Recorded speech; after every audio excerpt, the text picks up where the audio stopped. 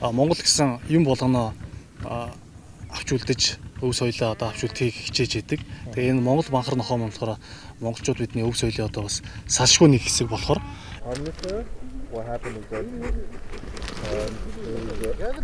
every pound is and all the pounds they have like little sub-district and that was the одоо Монгол банхар маань өөрөө тийм маш дүлгөөн ерөнхий одоо өөрийнх нь зан чанар бол маш тийм дүлгөөн тайван зан чанартай нөхөө.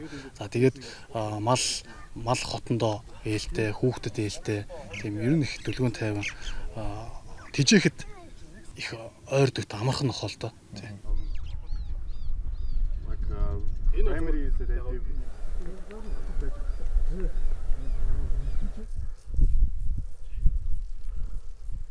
No, they need to check sugar and cooking this.